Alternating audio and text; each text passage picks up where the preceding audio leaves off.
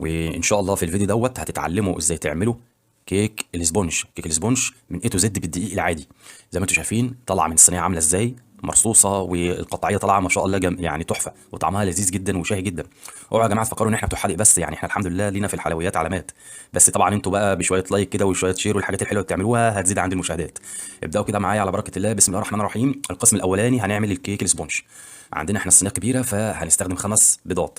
5 بيضات بدرجه حراره الغرفه. يعني ايه درجه حراره الغرفه؟ يعني هنطلع البيض من الثلاجه، لو كان في الثلاجه نسيبه في المطبخ لمده ساعه لحد ما ياخد درجه حراره المطبخ. وعليهم كيسين من الفانيليا، كيسين مش كيس واحد، وانا كاتب كل حاجه قدامكم على الشاشه اهو. ومعلقه خل. تمام.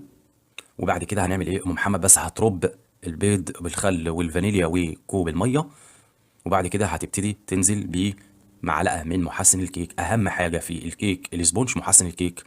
تمام. عايز اقول حاجه مهمه جدا، ان لو ما فيش المضرب يا جماعه، لو حد ما عندوش مضرب يبقى مش هتعرف او مش هتعرفي تعملي كيك الاسبونج. وكوب من السكر الخشن، اي سكر موجود عندنا، ده سكر التموين اللي احنا يعني بنستخدمه. وهنحط كوبايتين الا ربع من الدقيق. ادي اول كوبايه نخلناها، والكوب الا ربع التاني. وهننزل بمعلقتين النشا. وبعد معلقتين النشا هنستخدم نص كيس من الكيك شيف. تمام كده. ادي المكونات الجافه، وادي الترتيب قدامكم، وكل حاجه انا كاتبها على الشاشه عشان ما فيش حاجه تقع مني ولا منكم. هنضرب بقى لمده 5 دقائق لحد لما لون الكيك او الخليط اللي قدامكم ده يبقى لون فاتح ابيض، والسمكه بتاعته تقيله كده. شايفين؟ هو ده الشكل والمنسوب المطلوب. هنجيب الصينيه بتاعتي دي، صينيه كبيره، صينيه عاديه اللي هي المطوله ديت، دهنتها سمنه. لو ما فيش سمنه يبقى زبده. هل ينفع زيت؟ لا، ما ينفعش زيت. تمام. نزلت بالخليط بتاعي وابتدي بقى ايه بالراحه كده ومع شويه صبر نفردها وننظمها كده. ام محمد نظمتها بالاسباتولا، وبعدين جابت الخله، هتبتدي بالخله تظبط الصينيه زي ما انتم شايفين اهو، عشان تطلع من فوق مستطيله مستويه. دخلت في الفرن بتاعي، قعدت نص ساعه وطلعت بالمنظر التحفه اللي انتم شايفينه ده. عملنا الاختبار، طلعت السكينه نظيفه. طيب بعد كده هنعمل ايه؟ هنجيب بقى الخله ديت او العصايه، هنعمل ثقوب فيها، وبعدين نسيبها تهدى. وبعد ما تهدى هننزل بكوب من اللبن. الثقوب ديت هتمتص اللبن. اللبن هيخش في كل اجزاء الكيكه، هتبقى طريه وهتبقى عامله زي السفنجه.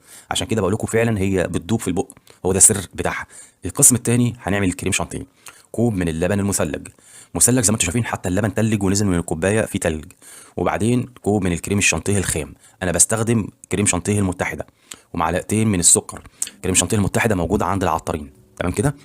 كل حاجه يعني بقولها، ما فيش اي حاجه حتى اسامي الحاجه اللي بنجيبها. ومعلقه كريم جبنه كريمي. اي نوع جبنه يا جماعه يكون كريمي، ده بيدي قوام وطعم جميل في الوصفه بتاعتنا ديت. كده خلصنا الكريم شانتيه بتاعنا، وده كان القوام بتاعه المطلوب. نجيب بقى الصينيه. الصينيه طبعا بارده، هننزل عليها بالكريم شانتيه الكميه كلها، وهنبتدي نفردها ونقفل الصينيه كلها لما تبقى كلها بيضه زي ما انتوا هتشوفوا دلوقتي حالا. وبالراحه كده وبالهداوه. الحلويات يا جماعه سهله وبسيطه، بس هي محتاجه شويه دقه ونركز شويه. لكن الشكل النهائي بتاعها هنحطها في التلاجة بقى تمسك. الكيكه دي 3/4 نجاحها التلاجة.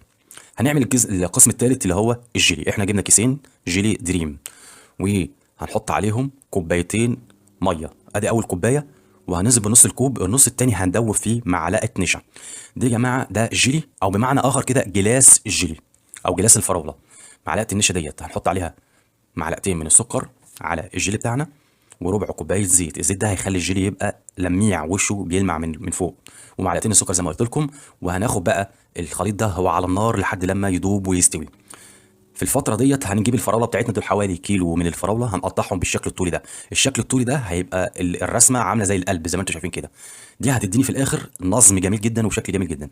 ادي جليس الفراوله اهو، نسيبه بقى لحد لما يبرد. وهنجيب بقى الكيكه بتاعتنا من الثلاجه ونرص. بص التقطيعه بتاعت الفراوله، التقطيعه الطوليه ادت المنظر التحفه اللي انتم شايفينه ده. في الاخر خالص لما هتكمل الصينيه هيبقى شكلها زي ما انتم شايفين، لوحه فنيه جميله جدا.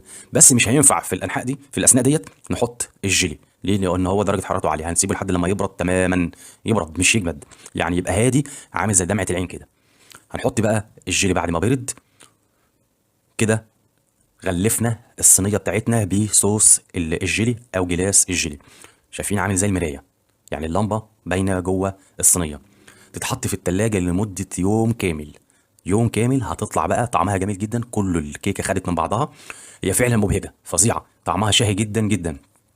وده كان الشكل النهائي بتاعها. الخرطه طالعه كده بخرطتها، طبعا في ناس عندهم الصينيه اللي بتتفتح من الجنب هيبقى شكلها تحفه لو اتعملت في الصينيه ديت، لكن احنا عملناها في الصينيه الالمونيا بتاعتنا اللي موجوده في كل البيوت، اللي هي الصينيه المربعه ديت. وادي الخرطه بطلعها قدامكم اهي، حاجه يعني اخر هندسه فظيعه، طعمها فظيع جدا وتحفه جدا جدا. شويه بقى لايك وشير واشتراك كده في القناه عشان الفيديو ينجح والصفحه بتاعتي تكبر، وفضلا ليس امرا دعائكم ليا بظهر الغيب، وجزاكم الله عني خيرا، والسلام عليكم ورحمه الله وبركاته.